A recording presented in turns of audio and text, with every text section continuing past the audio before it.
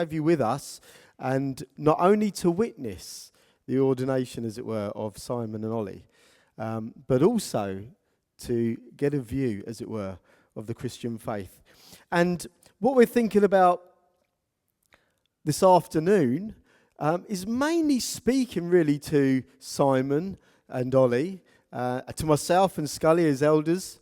And you could kind of feel like, well, this isn't really for us. But actually, it is, because what we're thinking about is what it means to be an elder. And it's important that you, the church, knows what it means to be an elder. That you know what it is an elder is supposed to be and supposed to do. It's really important because as a church, it's the church that affirms elders. We can't appoint elders without you. But it's also the church that can remove elders when that's necessary. And we pray that that won't be the case. But it's important for the church to know what is the job and the role and an elder to be. But also, if you're visiting, you may have all kinds of ideas about how churches function and run. Today you're going to get a good opportunity to get some insight into what we aspire to do and to be within the church. And as we begin, I want to draw your attention, firstly, you should have a bit of paper here and it's got a little outline on the back. You might find that helpful. But to draw your attention to what Peter says about shepherding the flock in verse 2. He says, shepherd God's flock among you, not overseeing out of compulsion, but willingly. And then notice these words, as God would have you. As God would have you. Or some translations would put it like this, according to God's will. In other words, elders are to function according to the will of one over and above them, that is God. We're not free agents just to do as we think and please. It's not like a CIO in a company. They can do whatever they want as long as they think it's for the good of the company. We're not a church that just makes up our own rules about how elders are to be and the relationship between elders and the church and all those things. We're not free agents to just decide to do whatever we want to do. But it must be according to God's will. And that's important because all of us, if you're a church member or an elder, are bound, as it were, to the will of God. And so it might be that as a church member, there are certain things you don't like about the way the elders operate. Well, the question is, are they operating according to the will of God or not? If they are, then as a church member, maybe you need to adjust your view and how you see them. As elders, it's really important that we know what it means to function according to the will of God. We're not free agents that just do as we please. We are accountable to the chief shepherd, to God himself. So, it's according to the will of God. It's not just how a pragmatic thing about how we work, about what we might think would be best. And that's important. It's not down to our opinion. A good elder isn't a good elder if we just happen to like him. He's not a bad elder if we just happen to dislike him. That's not what makes an elder good or bad. What makes a good elder is an elder who functions and fulfills the will of God. That's the question. Really important. So, there are a few things that we're going to notice as we work through this passage. The first is the apostolic charge, which is shepherd God's flock among you. Elders are to shepherd God's flock. What does it mean for an elder to shepherd God's flock? Well, Peter tells us, doesn't he? Not under compulsion, but voluntary, or willingly, eagerly. Not under compulsion. You see, it could be that myself and Scully and Simon and Ollie, we're all paid elders. Elders aren't always paid in churches. We're salaried. And it could be that we could get into thinking, and you could get into thinking, I'm not saying you're going to do this, Well, we're doing what we do because this is my job. That primarily we see it as a job. And as with every job, there's an agreement, there's a contract and all those things. We have all of those things. And we could see it as we have to do this because it's my job. And in fact, the members can think of elders in that way. Well, it's their job, therefore they should do such and such a thing. But Peter writes, we don't serve as elders under compulsion. It's not to fulfill a contract. That's not the reason that we do it. We have a contract, but the contract exists to outline what it means to be an elder and to act as an elder. So a better way of seeing it is like this. Elders are people, or paid elders at least, are people who have been released from other kinds of work which they would have to do in order to live. They've been released from that so that they can do the work of looking after, caring for God's people. It's a release from other work. In other words, if Ollie, Simon, myself, Scully, if we had full-time jobs, we wouldn't be able to do the things that we are able to do because we've been released from those things. So we don't do it for money. We don't do it, it says that in a moment, for financial gain. We don't do it out of greed. We're not motivated by money in doing this. In fact, we've been released from those things so that we can concentrate on the thing that we want to do, which is to care for you lot. Is to hopefully demonstrate God's love to you. To be agents, as it were, of God's love and care. So we're to shepherd the flock, not under compulsion, but willingly. It also means this, for us as elders, we should never find ourselves feeling resentment because we've got to do this and we've got to do that. Yeah, it should never be, I'm an elder, so I guess I better go and see that person. And no, it says willingly. You know, there's it's a heart thing, a desire to care for God's people. And you know, you'll know if that's genuine or not, don't you? You hopefully you can tell that Ollie and that Simon, they genuinely care for you. As elders, we do get things wrong at times, and our care can, so at times, we may sort of overstep the mark in asking after people. It's very difficult to gauge those sorts of things. People have different boundary lines, don't they? And we might get that wrong at times. Perhaps we've not asked when we should have asked. We get it wrong, but we're trying to get it right. That's what elders do. We're to love. And in that endeavor to love, sometimes we get it right, sometimes we get it wrong. But it's a heart of love, a voluntary heart, a willingness to care for God's people, not out of compulsion, not because, well, now we're elders, we've got to do it.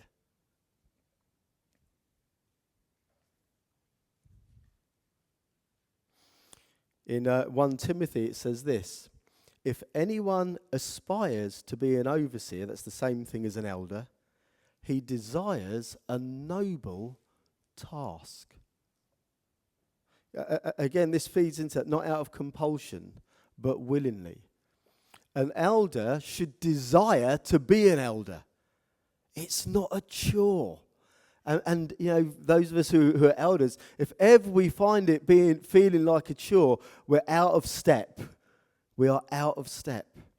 It's not a chore. It says, anyone who aspires to be an overseer, he desires a noble task. You know, being an elder, far from being a chore or a burden, there is a burden side of it. You know, there's anxiety that comes with it when we're concerned about people in the church. But fundamentally, it's not those things. It is a great and an enormous privilege to be an elder in the church. It's an honor and a privilege. And therefore, as elders, as the elders of this church, hopefully as you members will never see us acting as if it's a chore, That is a terrible thing. Should never be a chore to us, but always a privilege. We do it because we really want to do it. We want to be elders. It's not that we want power, we don't. But we want to care for the privilege of caring for God's flock. So, not out of compulsion, but willingly. Not with greed, but eagerness. That's in verse 2 as well. As I said earlier, it's not about financial gain. Let me read it again from here. So shepherd God's flock among you, not overseeing out of compulsion, but willingly, as God would have you, not out of greed for money, but eagerly. But eagerly. Not motivated by money. As I said a few moments ago, many elders aren't paid. Okay, it's not about money. For each of us as elders in the church, were we not released from other kinds of work by being given a stipend, a salary, where we're not released to, we would have less time, but with whatever time we've got, we would probably be serving as elders, even if we're not fulfilling, if we're not appointed to elders, just as Ollie and Simon have been doing that for the last few years. Serving, they've been functionally serving as elders, even though they're not elders. Not for financial gain. There are some churches and some environments where this can be a greater temptation than others. So there are a number of churches that teach things like, if you become a Christian and if you put your trust in Jesus, you will get wealthier and wealthier. And that the only reason you're not prosperous and wealthy and healthy is because you don't have enough faith. And those kinds of churches that preach that message, it's essential for their leaders to be driving around in very nice cars, usually wearing white suits. If ever you see us wearing white suits, alarm bells should start ringing. And it's a real tendency in some churches to do it for financial gain. And they need to be making lots of money and being prosperous to give credibility to their message. That's not the case for us. It's very clear here. It is not out of greed for money. It's not that. Nor are we, remember this is what it means to shepherd the flock. It's willingly, not out of compulsion. Not motivated by money, but eagerly.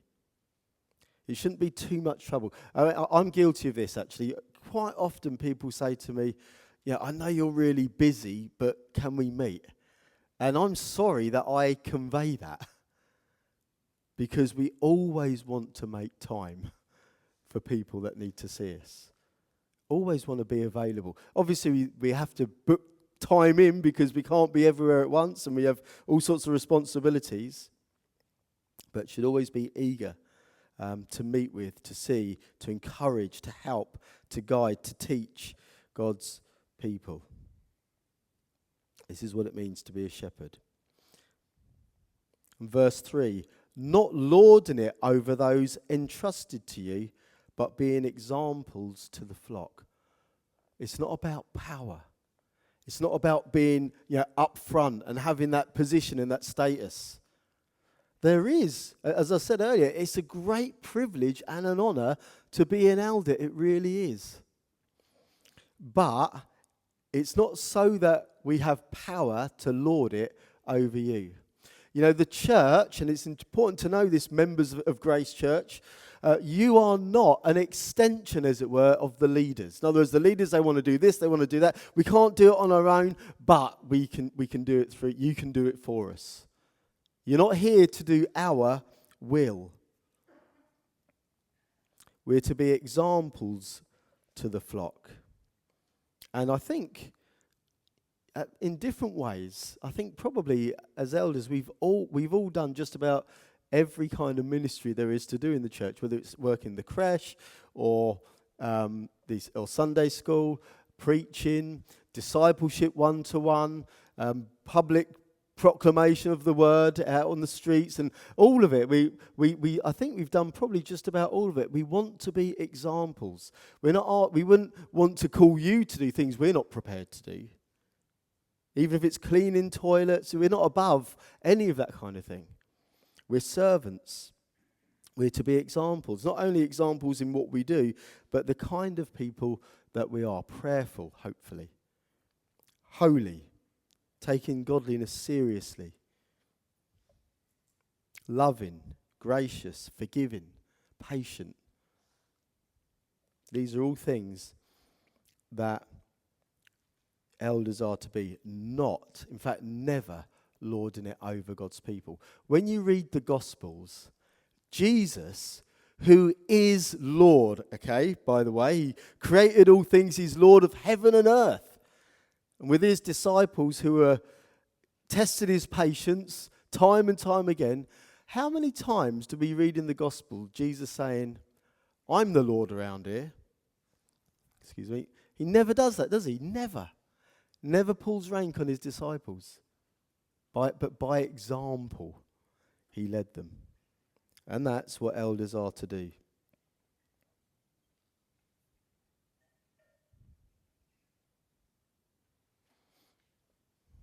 So elders are not qualified by being loud and forceful and pushy, always needing to be the centre of attention, got to have their own way, got to be in charge all the time, disregarding people's boundaries to get what they want.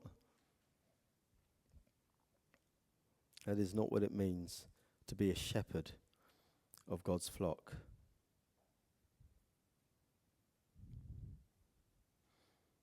Jesus, the chief shepherd, called people. He said, follow me. Follow me, he said. And what did he do? He picked up a cross and bore that cross. Following Jesus for every disciple means picking up a cross. Time and again, Jesus said things like, he said, if anyone would come after me, he must pick up his cross. And then he was crucified. He led by example.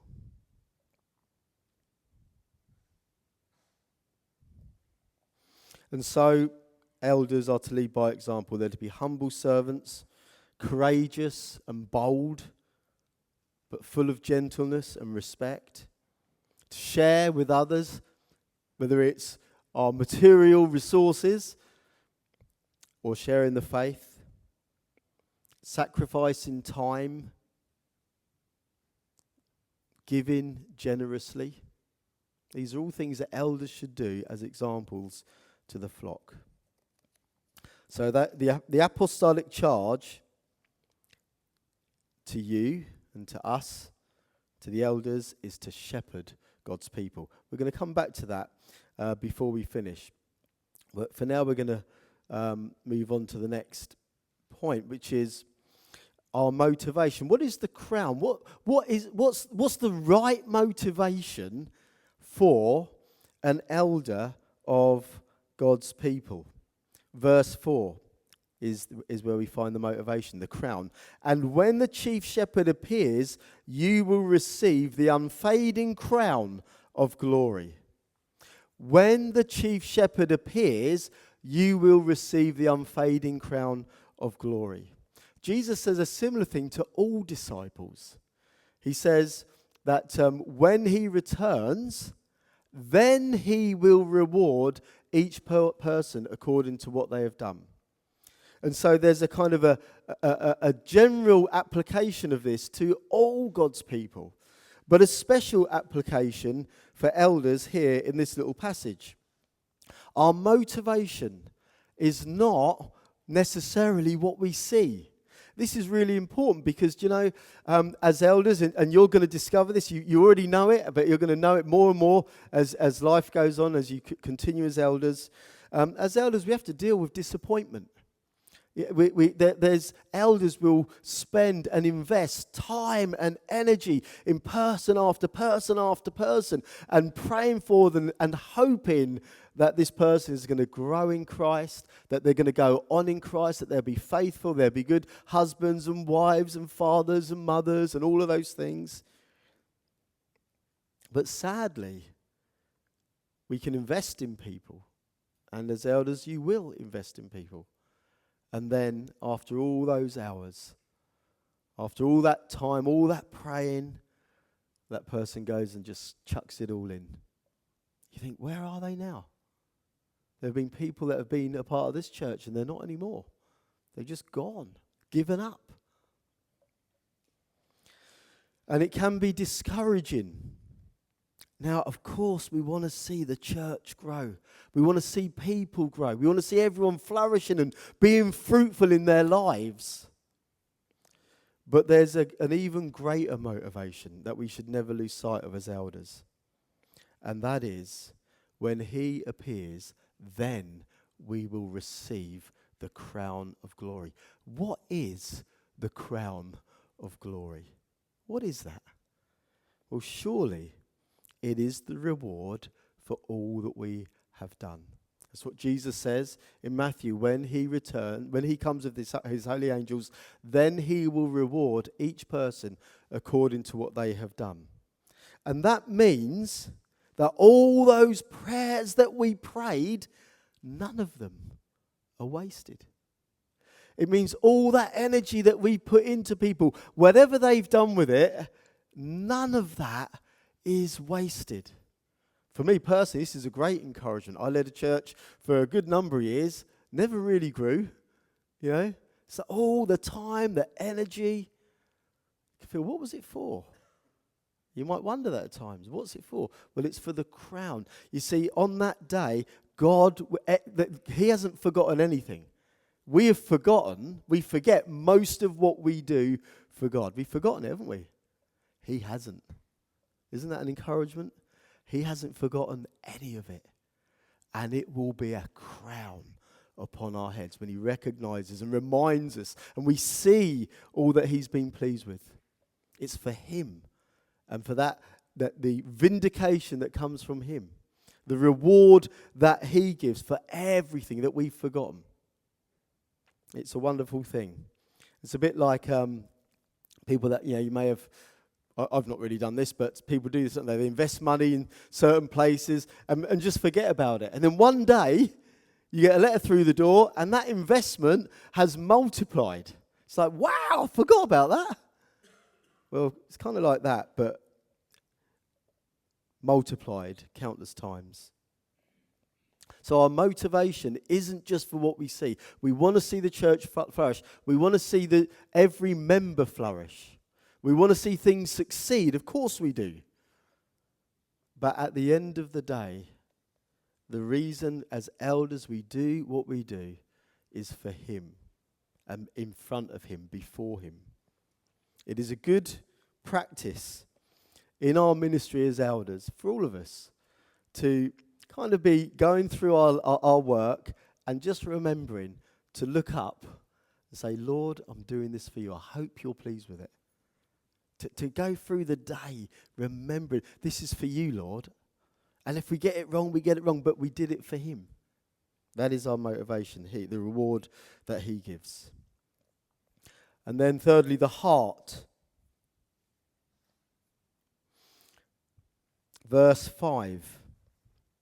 And this is for everyone, it says, in the same way, you who are younger, be subject to the elders, all of you, elders, congregants, all of you, clothe yourselves with humility towards one another.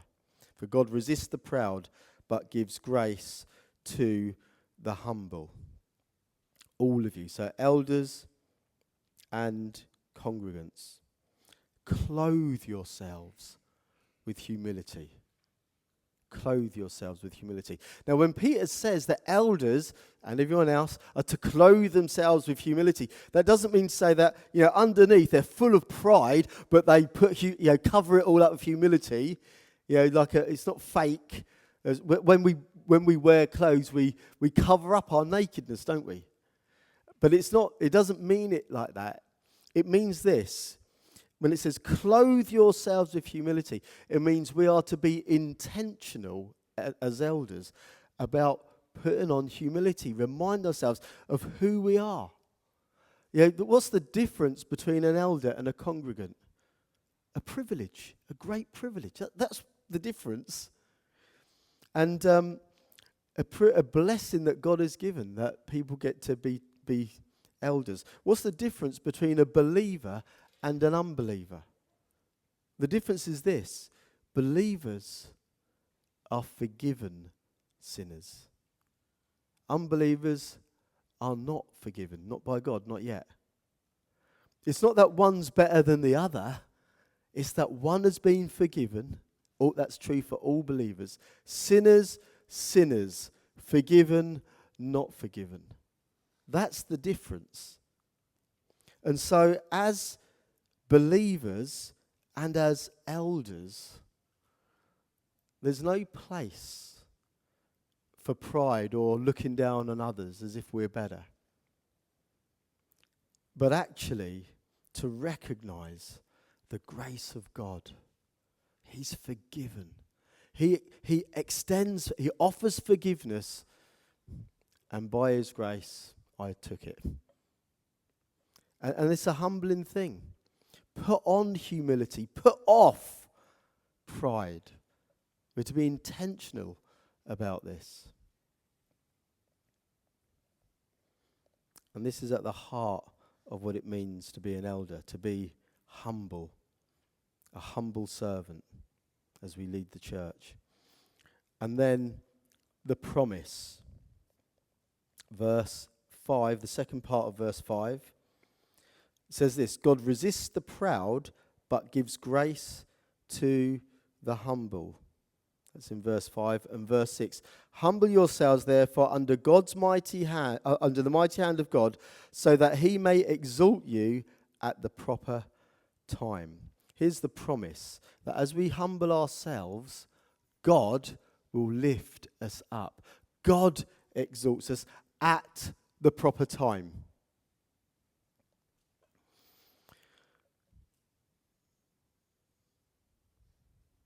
God's grace to us is completely undeserved. One of the challenges about humbling ourselves, about not putting ourselves forward, about not having to be first, is the fear that we will be overlooked, we won't be recognized, and this is a reality for us as elders. We struggle with all these things like everybody else. Everyone wants to be recognized, don't they? Everybody wants to be honored. Everybody wants to be given their due, as it were. Everyone wants their flowers. But to humble ourselves risks being overlooked. It risks not being recognized. It risks not being given our due. To humble ourselves means other people perhaps being honored where we're not. Other people being recognized where we're not. And there's an insecurity in us sometimes that craves that recognition, craves that honor. And it's in us, that tendency. But the antidote to that is believing and trusting and knowing God. I don't need to worry about that. You don't need to worry about recognition and honor and all those things. We humble ourselves. At the proper time, God will lift us up. That might not be till he returns. That may be the case. But at the proper time. And so we don't need to be insecure or give in to those insecurities and those fears. Now, as we draw to a close, there's two things that when I was preparing, I thought, do I include this or not? But I think it's important to do so. That is in verse 8. It reminds us as well. Peter, remember writing, he says, humble yourselves, be shepherds. But he says this, be sober-minded and alert. Elders, Be sober-minded and alert. Your adversary, the devil, is prowling around like a roaring lion, looking for anyone he can devour. Resist him in the faith, knowing that the same kind of sufferings or trials are being experienced by your fellow believers throughout the world. As elders, same as the rest of us, we have an enemy. And brothers, you're right at the beginning of your vocation as elders, right at the beginning. It's a long run. It's a marathon. And I want to say to you, protect your marriages. We have an enemy. And so often for elders, it's the marriages that he goes for. So often. Remember that your husbands before your elders. You know that? Before your elders, your husbands and your fathers. And protect that. Protect your marriage and your family, because we have an enemy. That's the first thing. And the second thing, as we close, it says this in verse 4, and when the chief shepherd appears, you will receive the unfading crown of glory. Now, Peter said, doesn't he, in verse 2, shepherd God's flock. That's what elders are to do. And when the chief shepherd appears, then you will get he'll give you your reward. What does it mean to be a shepherd of the flock? It means to be something like the chief shepherd. And what did the chief shepherd do? He laid down his life for the church, for the flock. He laid down his life. If we was to sum up what it means to be an elder, it's a laying down of your life for the church. That's what it is. Jesus paid a great price so that we would flourish and benefit. And as elders, we are to be willing to pay a price. There's a cost. And that extends actually to our wives and our families as well. There's a price, a cost to being an elder. That is what it means to be like the chief shepherd. Let's pray. Lord, thank you.